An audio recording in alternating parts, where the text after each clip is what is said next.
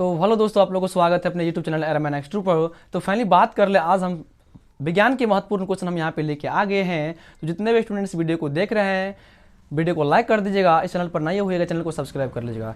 इस चैनल पर आप सभी स्टूडेंट को free of cost class 10th का तैयारी फ्री ऑफ कॉस्ट करवाए जाते हैं। तो जितने भी स्टूडेंट्स वीडियो को शेयर नहीं किए होंगे, अपने दोस्तों के साथ वीडियो को शेयर कर दीजिएगा, ताकि आपका दोस्त इस वीडियो को देखकर अपने एग्जाम की तैयारी इस चैनल पर फ्री ऑफ कॉस्ट कर सकते हैं। चलिए, तो प्रकाश के परावर्तन जो चैप्टर पहला आपके पास यहाँ पर है, उसी का हम मोस्ट इंपॉर्टेंट एक्सपेक्टेड ऑब्जेक्टिव सब लेकर आगे हैं। तो इस वीडियो में सभी स्टूडेंट लास्ट देखने का प्रयास कीजिएगा। वीडियो खत्म होने के बाद एक छोटा सा प्यारा कमेंट बॉक्स में कमेंट कीजिएगा। Let's know start. चलिए, तो यहाँ पे विज्ञान के महत्वपूर्ण प्रश्न यानी कि देख रहे हैं प्रकाश के परावर्तन।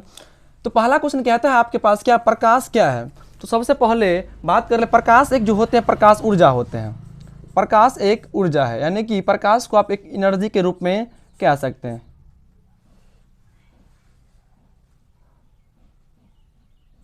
एनर्जी है, यानी आप यहाँ देखिए प्रकाश से क्या था, एनर्जी था।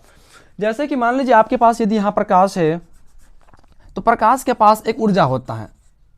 मान लीजिए सन है, तो सन जो एक होते हैं इनके पास लाइट यानी कि इनके पास एक ऊर्जा होते हैं। तब ना आप यहाँ पे देखते हैं क्या, जब प्रकाश की जब एराइज होता है, जब निकलता है, तो उनकी रोशनी से क्या होता है, पूरा ऑल ऑफ वर्ल्ड जो विश्व होते हैं पूरा एकदम प्रकाशित हो जाते हैं। तो प्रकाश के पास एक अपना ऊर्जा होते हैं, एक एनर्जी होते हैं। चलिए, नेक्स्ट कहता है क्वेश्चन आपके पास क्या, कि प्रकाश किस रेखा में गमन करता है? तो प्रकाश जो होते हैं हमेशा बात कर ले सीधी रेखा में गमन करता है।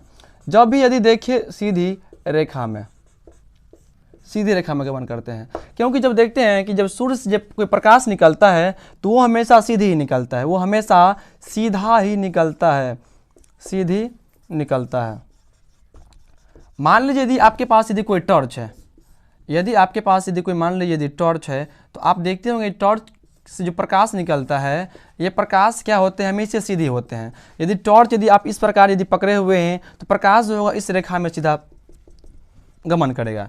तो यहाँ से क्या सकते हैं, प्रकाश जो होते हैं हमेशा सीधी रेखा में गमन करते हैं। जितने भी क्वेश्चन करवा रहे हैं सभी आप एग्जाम के लिए मोस्ट इंपोर्टेंट एक्सपेक्टेड क्वेश्चन सब करवा रहे हैं। चलिए, इनके बाद आगे नेक्स्ट क्वेश्चन कहता है क्या, कि निर्वात में प्रकाश की चाल कितना होते हैं? तो वो जो होते हैं 3 × 10⁸ मीटर पर सेकेंड होते हैं। ये भी आपके एग्जाम ना जाने कितने बार आपके एग्जाम में क्वेश्चन सब पूछ लिया गया है, तो आप इनको भी यहाँ से ध्यान रखें। निर्वात में जो प्रकाश की चाल होते हैं वो 3 × 10⁸ मीटर पर सेकेंड होते हैं। चलिए, इनके बाद नेक्स्ट क्वेश्चन कहता है, गोले दर्पण में सभी दूरी कहाँ से मापी जाते हैं? तो बात कर ले, आपके पास एक गोली दर्पण है, आपके पास मान लीजिए गोले दर्पण है। तो इस दर्पण का ये यहाँ से यहाँ होते हैं मुख्य अक्ष होते हैं, ये प्रिंसिपल एक्सिस होते हैं, ये मुख्य अक्ष होते हैं।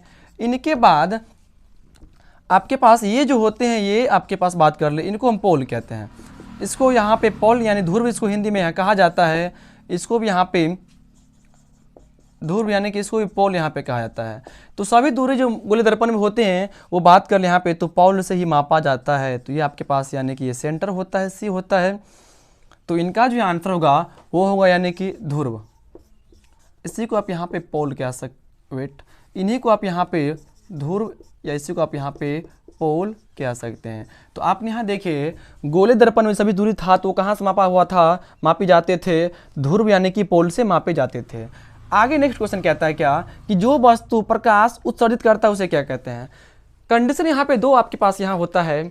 एक तो होते हैं ऐसा वस्तु जो प्रकाश को उत्सर्जित करता है, एक ऐसा वस्तु होते हैं जो प्रकाश को उत्सर्जित नहीं करता है। जो वस्तु प्रकाश को यदि उत्सर्जित करता होगा उसे हम प्रदीप्त वस्तु कहते हैं, और जो यदि उत्सर्जित नहीं करता होगा उसे हम अप्रदीप्त वस्तु कहते हैं। जैसे बात कर ले, आपके पास यहाँ पे कहता है जो वस्तु प्रकाश उत्सर्जित करता है उसे क्या कहते हैं? तो उसको जो कहते हैं प्रदीप्त वस्तु कहते हैं, प्रदीप्त वस्तु या प्रदीप्त पदार्थ कहते हैं, प्रदीप्त वस्तु कहते हैं। जैसे कि आपके पास मान लीजिए जलती हुई मोमबत्ती हुआ, जलती हुई बल्ब हुआ, फिर बात करें टॉर्च हुआ, सूर्य हुआ, तो इत्यादि जो आपके पास यहाँ पे होते हैं वो प्रदीप्त होते हैं। लेकिन बात कर ले, कभी कभी एग्जाम में पूछ लेता है क्या, कि चंद्रमा यानी कि चांद क्या है, चंद्रमा प्रदीप्त है कि अप्रदीप्त है? तो चंद्रमा जो होते हैं ये अप्रदीप्त होते हैं, क्योंकि चंद्रमा के पास अपना खुद का प्रकाश नहीं होता है। वो सूर्य के प्रकाश की सहायता से वो रात के समय में वो प्रकाश दिखाता रहता है। चलिए, तो आप इनको यहाँ से हमेशा ध्यान रखिए। चलिए,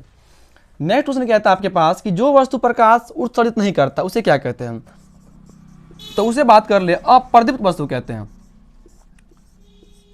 इनका एग्जाम्पल यहाँ से ले सकते हैं, जैसे क्या हुआ आपके पास मार्कर हुआ, बालू हुआ, लोहा हुआ, पत्थर हुआ, ईंट हुआ, ये सब जो होते हैं, टेबल हुआ, कुर्सी हुआ, ये सब जो आपके पास होते हैं वो प्रकाश उत्सर्जित नहीं करते हैं। तो ये जो आपके पास होगा अप्रदीप्त वस्तु यहाँ पे कहलाएगा। चलिए नेक्स्ट क्वेश्चन यहाँ कहता है क्या कि प्रतिबिंब मुख्यतः कितने प्रकार के होते हैं। तो प्रतिबिंब जो मुख्यतः होते हैं वो 2 प्रकार के होते हैं, ध्यान रखिए। एक होते हैं वास्तविक प्रतिबिंब, आपके पास एक होते हैं काल्पनिक प्रतिबिंब। वास्तविक प्रतिबिंब उसे कहते हैं जिसको पर्दे पर प्राप्त किया जा सकता है, और काल्पनिक होता है जिससे पर्दे पर प्राप्त नहीं किया जा सकता है। वास्तविक प्रतिबिंब जो होते हैं वो रियल में मतलब कट करता है, जो काल्पनिक होता है वो रियल में यानी कि वास्तविक में प्रतिबिंब जो होते हैं कट नहीं करते हैं। तो आप यहाँ से इनको समझ सकते हैं। चलिए नेक्स्ट क्वेश्चन कहता है क्या कि किस प्रतिबिंब को पर्दे पर प्राप्त किया जा सकता है।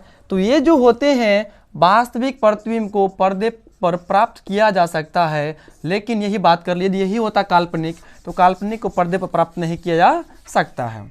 तो यहाँ नेक्स्ट क्वेश्चन कहता है कि किस प्रतिबिंब को पर्दे पर प्राप्त नहीं किया सकता है। तो ये जो होगा आपके पास काल्पनिक, यानी कि इसे आप इमेजिनेशन यहाँ पे काल्पनिक कह सकते हैं। चलिए सॉरी, इसी प्रकार यहाँ कहता है क्या प्रकाश के परावर्तन के मुख्य कितने नियम होते हैं। तो ये जो होते हैं मुख्यतः 2 नियम होते हैं। ये भी आपके एग्जाम में कई बार बिहार बोर्ड के माध्यम से भी मतलब ये क्वेश्चन कई बार क्वेश्चन पूछ चुका है। तो ये भी क्वेश्चन जितने करवा रहे हैं सभी आप एग्जाम के लिए मोस्ट इंपॉर्टेंट एक्सपेक्टेड क्वेश्चन सभी मान के आप यहाँ से चलिए। तो आपको यदि एग्जाम में पूछे प्रकाश के परावर्तन का नियम पूछे, परावर्तन का, या आपके एग्जाम में यदि अपवर्तन का नियम पूछे, दोनों का जो नियम होते हैं वो 2 ही नियम होते हैं, 2 ही नियम होते हैं। तो आप सभी प्यारे बच्चे स्टूडेंट को ध्यान रखें, प्रकाश के परावर्तन और अपवर्तन के जो नियम होते हैं वो 2 नियम होते हैं। चलिए आगे क्वेश्चन कहता है क्या कि गोलीय दर्पण में वक्रता त्रिज्या r और फोकस दूरी f में क्या संबंध होते हैं। तो ये जो होते हैं f बराबर r/2 होते हैं। इसी को बात कर ले, कभी कभी आपके एग्जाम में इस प्रकार पूछ लेते हैं, यदि इसको यहाँ से बाइसियम कीजिएगा तो r गुणे 1, तो यहाँ पे r हुआ बराबर 2 गुणे f यानी कि 2f हुआ। तो आप यहाँ से कह सकते हैं क्या f बराबर r/2, या यहाँ से कह सकते हैं r बराबर 2f। ये भी आप एग्जाम में दिखाई दे तो इनका आंसर ये कहिएगा, यदि आप एग्जाम में यदि ये दिखाई दिया तो इनका आंसर ये कहिएगा। चलिए नेक्स्ट के क्वेश्चन के लिए बात कर ले। क्वेश्चन यहाँ पे कहता है क्या कि दर्पण सूत्र क्या होते हैं। तो आपके पास दर्पण सूत्र जो होते हैं वो होते हैं 1/f बराबर 1/v प्लस 1/u होते हैं। f को कहते हैं फोकस दूरी, आपके पास v जो होते हैं वो प्रतिबिंब की दूरी होते हैं, u वस्तु की दूरी होते हैं। तो आप से प्यारे बच्चे इसको हमेशा ध्यान रखिए, ये भी आपके एग्जाम के लिए टॉप क्वेश्चन यहाँ से बनते हैं। चलिए नेक्स्ट क्वेश्चन कहता है आपके पास क्या कि लेंस सूत्र क्या होते हैं। लेंस सूत्र जो होते हैं वही सेम कंडीशन होते हैं 1/f बराबर 1/v माइनस 1/u। यदि आप बात कर ले, यदि यहाँ लगाते हैं प्लस तो वो दर्पण सूत्र होते हैं, और यदि आप यहीं लगाते हैं माइनस यहाँ पे तो वो लेंस सूत्र होते हैं। इनके बाद कहते हैं आवर्धन किसे कहते हैं। आवर्धन जो होते हैं प्रतिबिंब की ऊंचाई बट्टे वस्तु की ऊंचाई के अनुपात को आवर्धन कहते हैं। तो यहाँ से कह सकते हैं क्या